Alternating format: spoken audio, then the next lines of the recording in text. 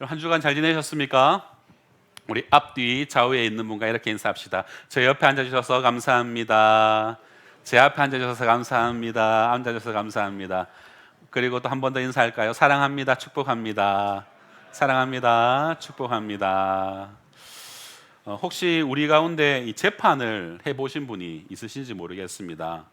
저는 한 번도 해본 적이 없거든요. 무서워서 재판 어떻게 하는가 싶어요. 보통 우리 같은 일반 소시민들에게 이 재판이라는 것을 하게 되는 일은 굉장히 드물죠. 그리고 우리가 흔히 재판이라고 하면 미디어를 통해서 어떤 극단적인 재판 광경을 접하다 보니까 이 재판 그러면은 그냥 해보지도 않았지만 뭔가 이 두려움과 떨림이 우리에게 먼저 다가오는 듯합니다. 오늘날 미디어나 실제 법조계에서 계신 분들을 통해서나 주변에 재판을 해보셨던 그런 성도님들의 경험들을 이야기를 듣다 보면은 우리가 보통 생각하는 이 재판이라는 거 하는 것은 이 재판이라고 떠올리면 그래 재판을 통해서 진실이 밝혀질 거야 라고 우리는 흔히 그렇게들 생각합니다. 우리가 미디어를 보게 되면 이 생각이 참 어리석다라는 그런 생각이 들 때도 있어요.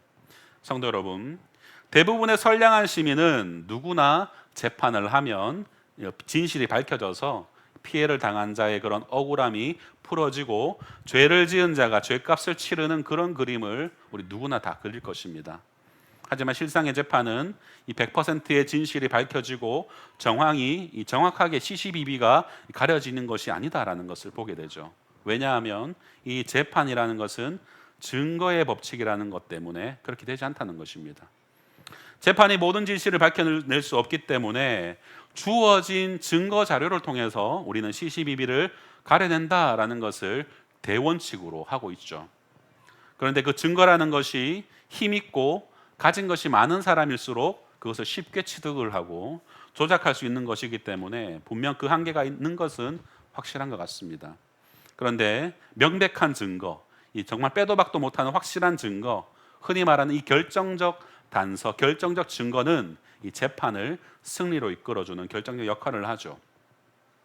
사랑하는 성도 여러분, 마찬가지로 우리가 이 예수 그리스도를 믿는 데에는 이처럼 결정적인 증거들이 있습니다. 예수님 당시에 요세푸스와 같은 어떤 위대한 역사가들의 기록물이라든가 실제로 예수님을 목격한 유대인들의 어떤 구전도 있고 또한 예수님과 3년 동안 살을 부비면서 함께 동고동락했던 제자들의 어떤 고백들도 있고 또 예수님을 통해서 그 공생의 3년 동안 치유받고 귀신이 내쫓음 당하고 죽은 자가 살아났던 그런 경험한 자들의 어떤 결정적 증인들의 이렇게 이어져 내려오는 그런 구전들도 있고 당시의 고대 근동 지역의 역사를 기록한 또 다른 역사 문서들과 그와 관련된 기록들이 예수님의 어떤 실존과 예수님의 사역을 입증하는 수많은 증거가 있더라라는 것이죠. 결정적으로 그 어떤 기록과 구전들보다도 바로 하나님의 말씀으로 기록된 오류 없는 바로 이 성경이 있다라는 것입니다. 여러분, 이 성경이야말로 모든 신구약이 이 톱니바퀴처럼 아우가 맞아 들어가고 성경이 성경을 해석하는 그런 놀라운 기록물이라는 증거다라는 것을 알 수 있죠. 하지만 많은 사람들은 세상의 많은 사람들, 심지어는 교회를 발 딛는 사람들조차도 성경의 역사성과 성경의 어떤 신뢰도에 대해서 문제를 제기하는 사람들이 종종 있습니다. 목사님, 성경의 기록을 좀처럼 다 믿어지지가 않아요 라는 분들이 있습니다. 성경의 이 예수의 이야기가 어느 정도는 꾸며진 이야기 아닙니까? 저 그렇게 들었는데요 라고 이렇게 의문을 품으시는 분들이 왕왕 있더라는 겁니다. 그래서 조금 길 수 있지만 우리가 성경 역사의 이 신뢰성을 해석하고 증명하는 과정을 어떤 설명을 하려고 합니다. 왜냐하면 이 성경에 대한 역사성, 신뢰성을 증명하는 것을 통하여서 성경이 바로 예수를 말하고 있기 때문에 바로 구원자 예수의 역사성과 사실성을 입증해 주기 때문이죠. 한번 잘 들어봐 주셨으면 좋겠습니다. 우리가 보통 일반 고대의 역사의 어떤 신뢰성을 입증하기 위해서는 네 가지 기준으로 설정을 하게 되는데 크게는 이렇게입니다. 첫째로는 구전 전승 기간을 따집니다. 그리고 두 번째로는 원본과 그 원본을 필사한 필사본의 시간 간격이라는 부분을 따집니다. 그리고 세 번째로는 그 원본을 필사한 필사본들의 개수가 얼마나 되는가라는 것을 따집니다. 그리고 네 번째로는 사본들 사이에 내용이 얼마나 일치하는가라는 것을 따지죠. 이와 같은 네 가지의 기준이 만족되어야 우리는 흔히 이러한 역사를 공통적으로 역사다라고 인정합니다. 그래서 이것을 일반 역사다, 세계사다라고 이렇게 우리는 부르는 것들이죠. 그렇다면 우리 성경의 역사적 신뢰성을 입증하는 것은 너무 쉬워지게 되겠죠. 바로 한마디로 일반 역사의 기록과 예수의 역사 기록을 위의 네 가지 기준으로, 이의 네 가지 기준으로 한번 비교해 보면은 우리가 알 수 있게 된다는 것이죠. 그렇다면 첫 번째 기준이 되는 구전 전승 기간을 한번 봅시다. 이것은 쉽게 말해서 역사적 인물의 생애 혹은 그 가르침이 문서로 기록되기 전에 마우스 투 마우스, 입에서 입으로 전해지는 그 기간을 의미하는 것이죠.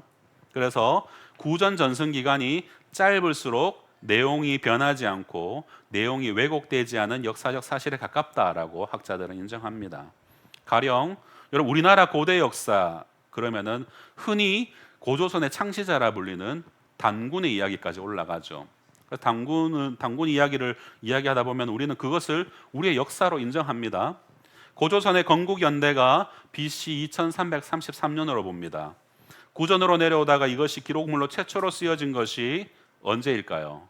고려 후기 승려 보각구사 1연에 의해서 AD 1281년경에 저술된 삼국유사에 의해서 이것이 쓰여졌어요.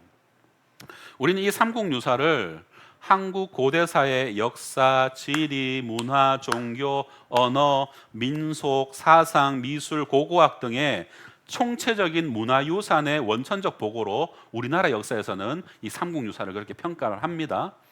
한마디로 한국유사의 어떤 한국사의 뿌리라고 이야기를 하고 있는 것이죠. 여러분 제 고향이 혹시 어디라고 얘기했는지 기억하시는 분 계실까요? 제 고향이 경북 대구 아닙니다. 대구는 사는다고 하죠. 고향은 군위예요. 군위군 북해면인데 여러분 삼국유사의 발현지가 바로 군위입니다.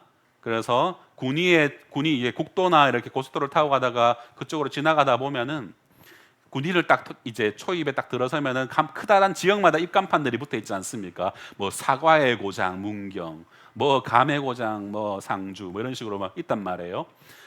군위에 딱 초입에 들어서면은 이렇게 적혀 있어. 삼국유사의 고장 군위라고 이렇게 적혀 있습니다. 그래서 우리 집안 어른들이 이런 자부심으로 먹고 살아요.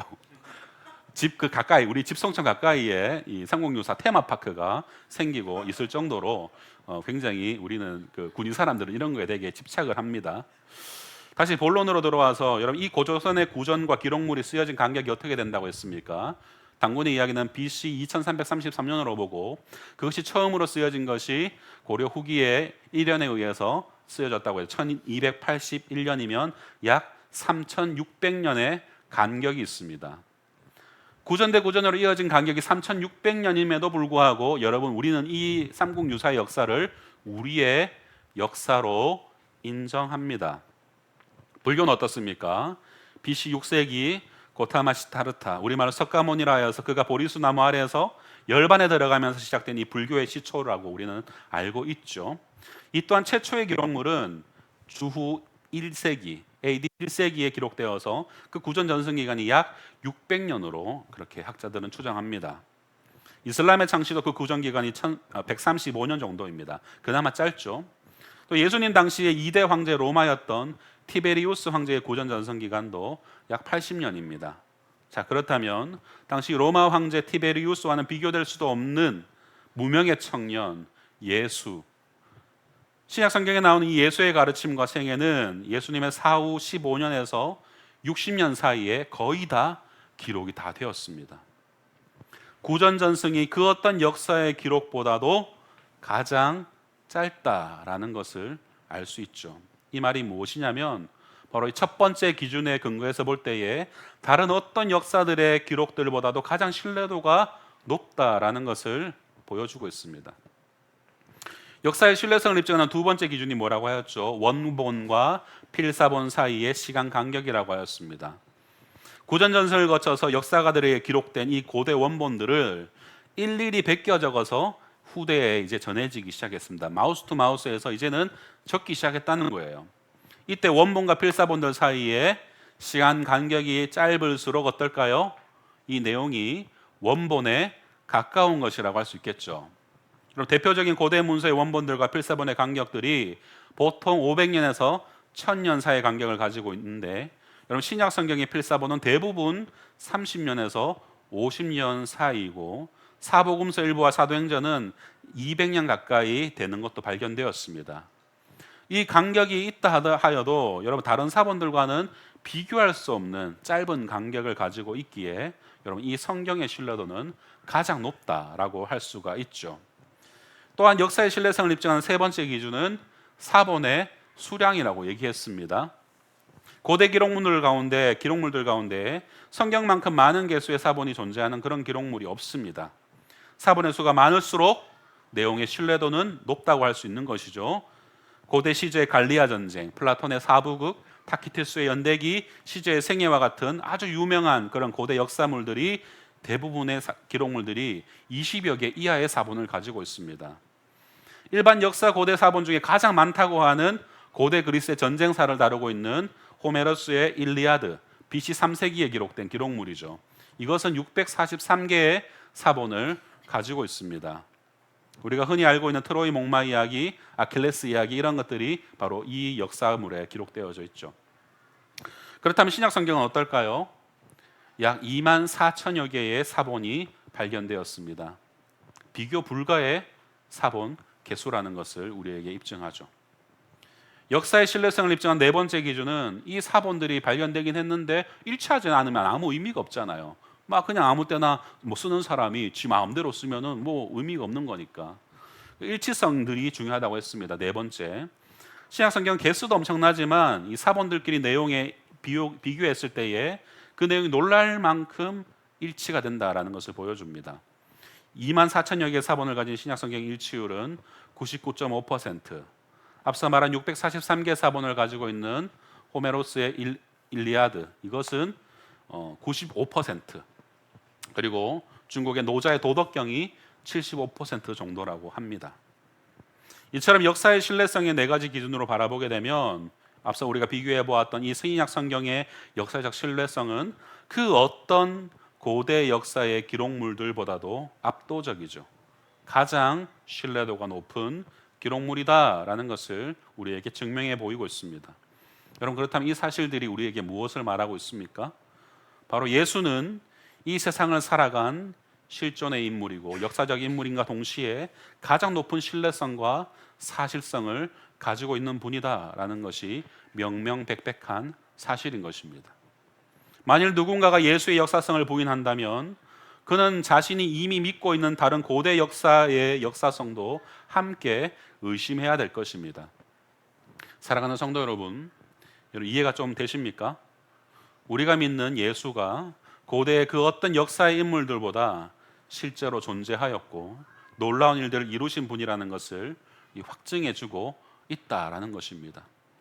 우리는 허황된 망상에서 현혹되어서 거짓 예수를 알고 있는 것이 아니라 실제로 우리를 위해서 이 땅에 오셔서 우리와 같은 인생을 사시고 구속자로서 십자가에 대속하여 죽으시고 죽으심으로 끝난 것이 아니라 부활하시고 승천하셔서 다시 오시겠다라고 약속하신 삼위일체 하나님의 제2위격이신 예수 그리스도, 하나님의 독생자 예수 그리스도를 우리는 믿고 있는 것입니다.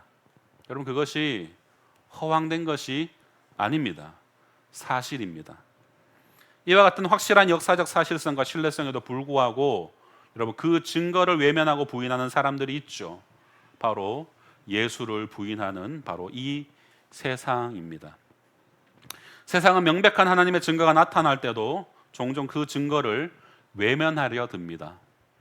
오늘 본문의 이야기를 보면 충분히 그렇겠구나라고 우리는 납득할 수 있게 되죠.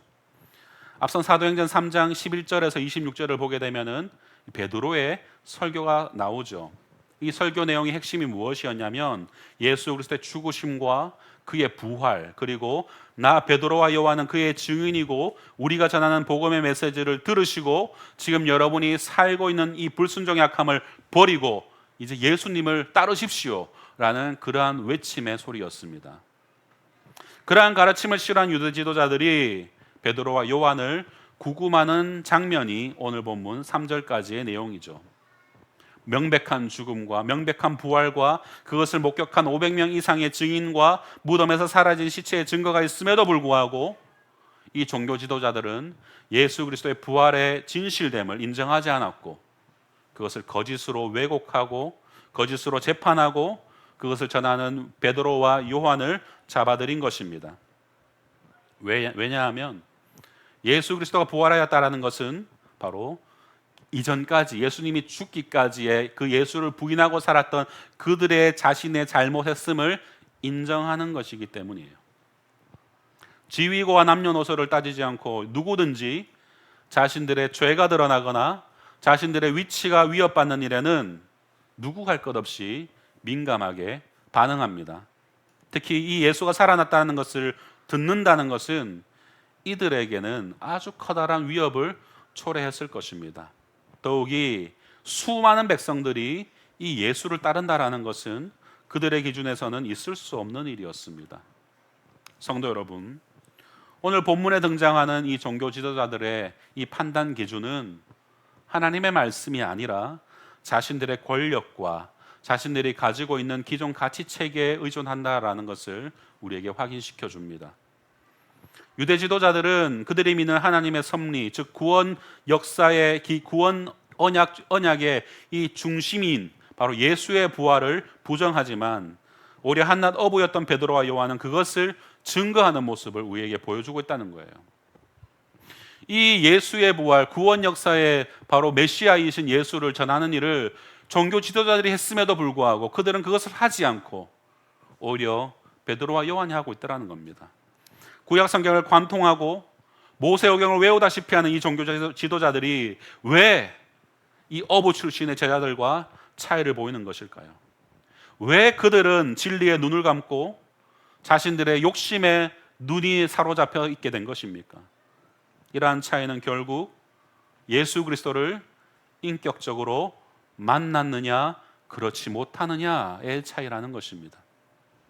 사랑하는 성도 여러분, 예수 그리스도를 인격적으로 만나시기 원합니다. 여러분 인격적으로 만나야 됩니다. 인격적으로 만났다는 말이 예수의 현현하셔서 갑자기 발장을 끼고 예수님의 그 허리에 못자국과 창자국에 손을 집어넣어보고 이것을 말하는 게 아니에요. 인격적으로 만났다는 것은 뭐냐면 성경에서 말하고 있는 이 예수에 대한 이야기가 사실입니다 라고 내 영혼이 믿고 따르기로 결단하는 것, 여러분 그것이 인격적 만남이에요. 어떤 스킨십이 일어나고 이런 것을 말하는 게 아니에요. 환상을 봐야 되고 꿈에 나타나서 예수님의 그런 어떤 안아주심을 경험해야 되고 이게 인격적 만남이 아니에요. 예수에 대한 온전한 기록물인 이 성경이 정말 나를 위해서 말씀을 주셨구나 라는 것으로 믿겨지는 것, 그것이 인격적 만남입니다. 이게 믿겨지면 이대로 살 거 아닙니까? 살려고 노력은 최소한 하지 않겠습니까? 그것이 인격적 만남입니다. 여러분 이 만남을 날마다 갱신하셔야 돼요. 오늘 만났으니 내일은 괜찮아가 아니라 주여 날마다 나와 함께하여 주시고 스치는 순간마다 말씀하여 주시옵소서, 그런 신앙으로 살아가야 됩니다. 그러기 위해서는 여러분 우리가 이 말씀 앞에 노출되어져야 되는 거예요. 말씀이 나의 눈앞에 있어야 되는 것입니다. 소복히 쌓여져가는 그런 먼지 쌓인 성경이 아니라 매일 읽어서 헤어지는 성경이 되어져야 되는 것입니다. 그럼 성경을 가까이 하셔야 돼요. 종교 지도자들의 이러한 부정적이며 회의적인 대응에도 불구하고 이 베드로의 설교를 들은 백성들은 엄청난 회심이 그들에게 일어납니다. 어떻게 하고 말합니까? 남자의 수만 5천 명이라고 4절은 말씀하죠. 여자들과 아이들까지 포함하면 엄청난 숫자가 회심했음을 알 수 있습니다. 베드로와 요한이 초대교회 부흥의 시기에 아무런 도움이 될 것 같지 않았던 그 안전뱅이에게 초점을 맞추면서 사역을 했던 그 사역이 어떻게 보면 어리석어 보이지만 오히려 그 일이 더욱 큰 부흥으로 나아가는 출발점이 되었다라는 것을 우리는 앞선 3장과 오늘 본문 4장에서 우리는 볼 수 있게 됩니다. 사랑하는 성도 여러분, 이 시대의 부흥은 어떤 잘 만들어진 프로그램이나 잘 규합된 조직과 시스템이 만들어내는 것이 아닙니다. 하나님 앞에 무릎 꿇고 순종하며 한 영혼을 귀히 여길 줄 알 때에 그러한 역사는 일어나는 것입니다.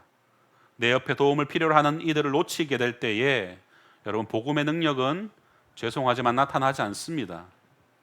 그러나 작고 보잘것없는 그렇게 비춰지는 이들이 보여지고, 그들이 보여졌을 때 그들을 품을 때에 또한 한 소년이 드린 작은 오병이어를 통해서 수많은 무리가 배불리 먹고도 남은 것처럼 이 시대의 부흥이 그렇게 일어나게 될 것입니다.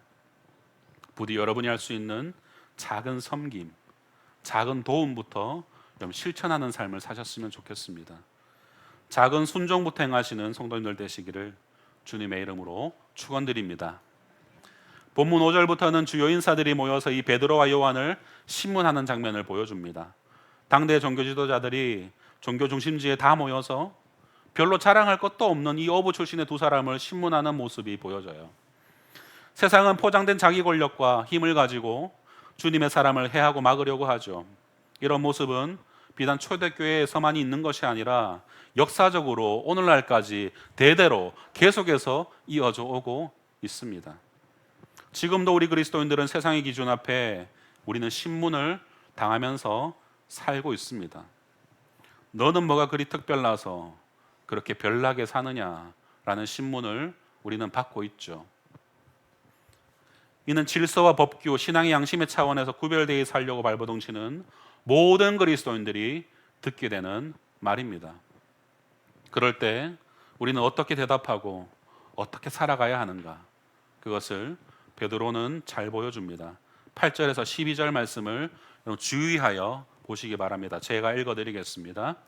이에 베드로가 성령이 충만하여 이르되, 백성의 관리들과 장로들아, 만일 병자에게 행한 착한 일에 대하여 이 사람이 어떻게 구원을 받았느냐고 오늘 우리에게 질문한다면, 너희와 모든 이스라엘 백성들은 알라.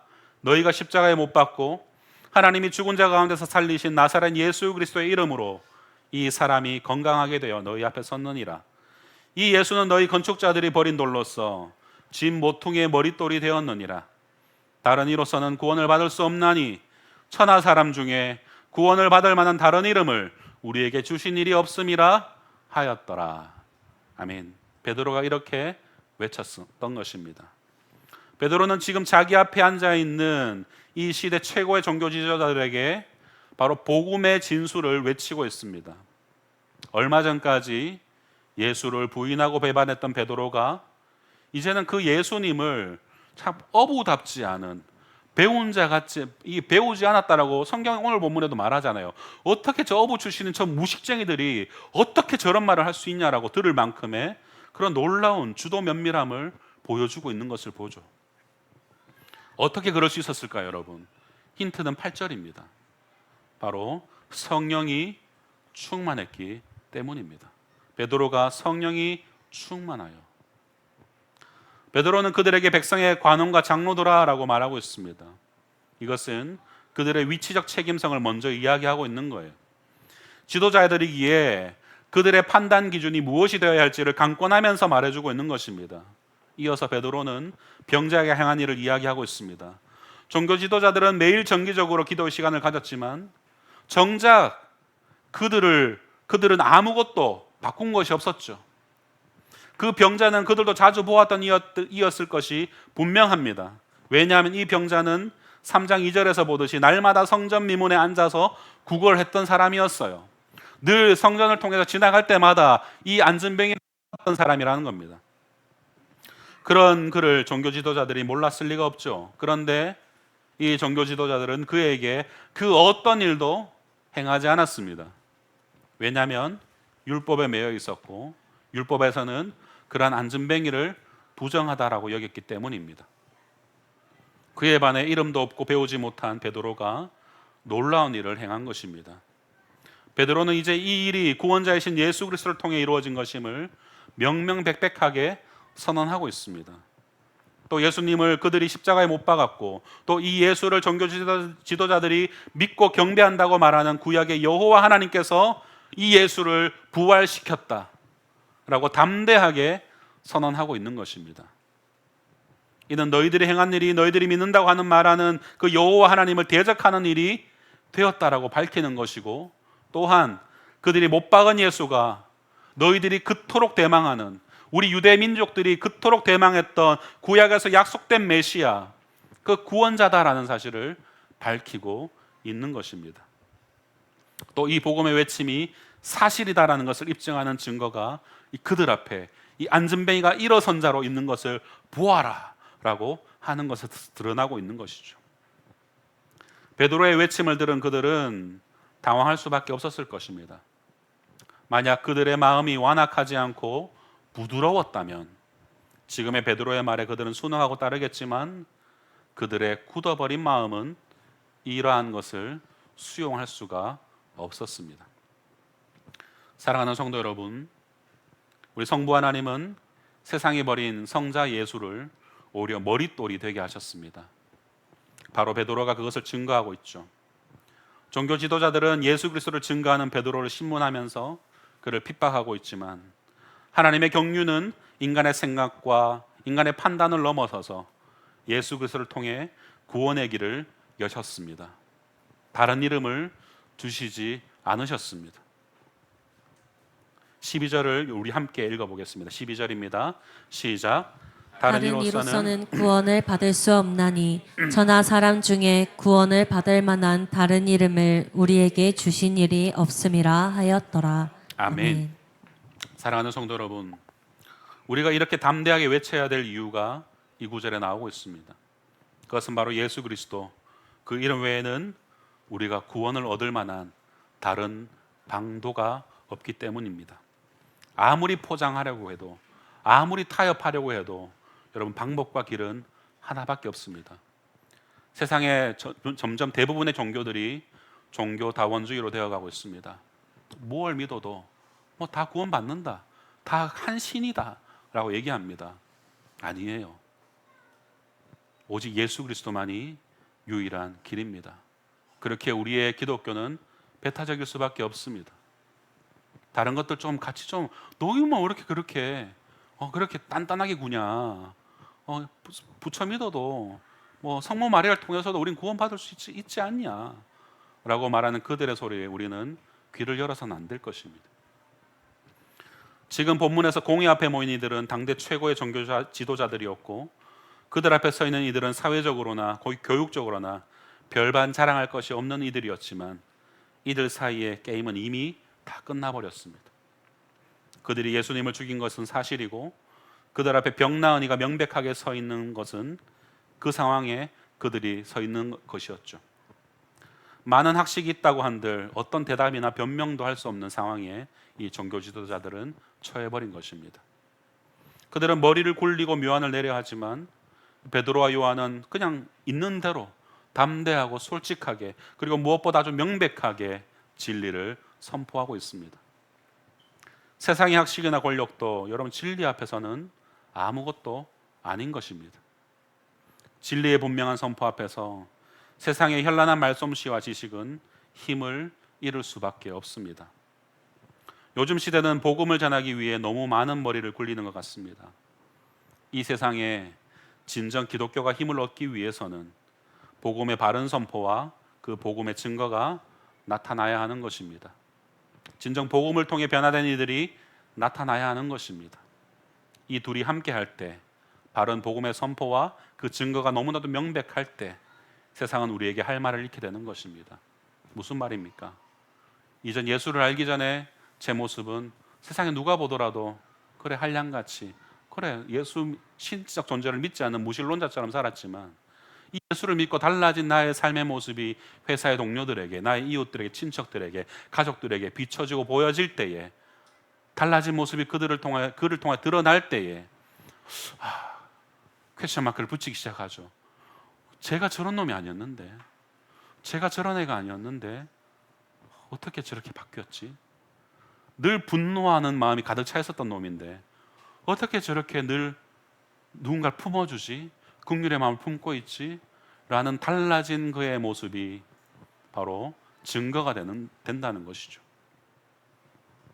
성도 여러분, 본문의 종교 지도자들은 더 이상 베드로와 요한을 신문할 수 없었습니다. 왜냐하면 담대히 외치고 명확한 복음 증거를 그들은 제시했기 때문이죠. 그래서 그들은 이 베드로와 요한을 공회에서 나가라라고 합니다. 그러면서 다시는 예수에 대해서 말하지 말라고 경고하죠. 이미 자신들도 알고 있는 것이죠. 더 이상 이들과 논쟁해서는 그 자신들의 율법적 신앙을 관철시킬 수 없다라는 것을 너무나도 명백히 알았기 때문에 그들이 보이지 않는 곳에서 내쫓고 다시는 예수를 말하지 못하게 한 것입니다. 이처럼 인간의 쓸데없는 권위의식과 허영으로 가득한 자존심은 명백한 진리와 사실이 있음에도 그것을 받아들이지 못하게 합니다. 명백한 복음의 증거를 인정은 하지만 그것을 온전한 마음으로 받아들이지 않는 자들의 삶에는 결코 변화라는 것이 나타날 수가 없습니다. 사랑하는 성도 여러분, 종교 지도자들의 명망과 학식에도 불구하고 예수 그리스도라는 명백한 진리와 증거 앞에서는 그 모든 것의 의미를 상실해 버린 것입니다.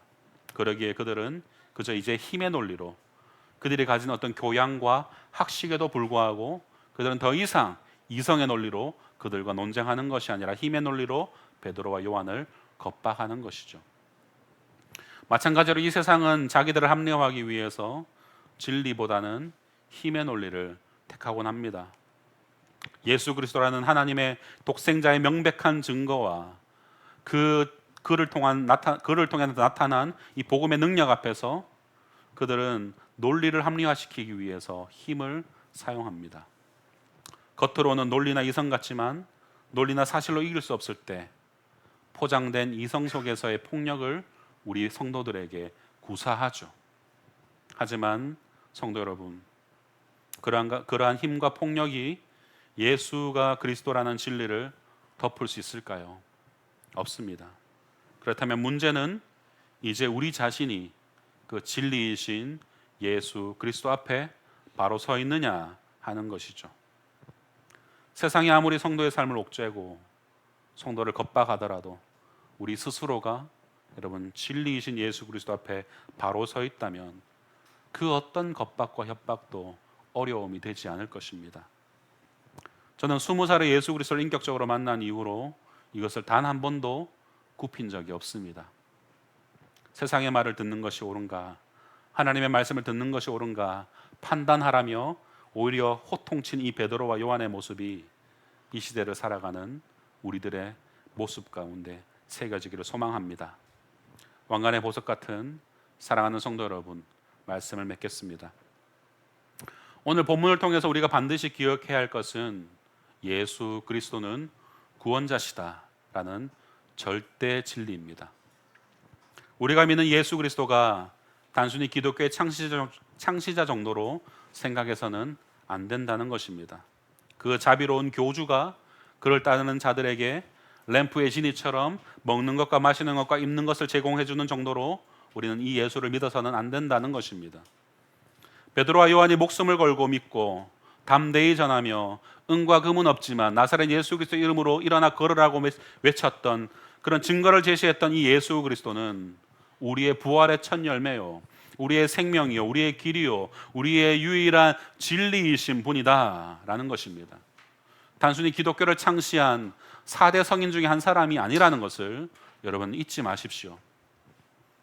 우리는 그가 하나님의 독생자시요, 삼위일체 제2위격의 하나님이시요, 모든 만물의 창조자요, 주관자라는 것을 알면서도 혹여라도 우리가 그 말씀에 불순종하고 살고 있다면 어서 빨리 우리의 마음을 돌이켜야 됩니다. 구원자이신 예수 그리스도, 그 증거가 여러분 성경 곳곳에 명명백백히 밝혀져 있습니다. 그 예수를 알아가십시오. 성경을 찾으시고 성경을 읽으십시오. 그 예수 그리스도를 온전히 믿고 바라고 소망하는 그런 모든 성도님들 되시기를 주님의 이름으로 축원드립니다. 함께 이 시간 우리 찬양하며 나가겠습니다.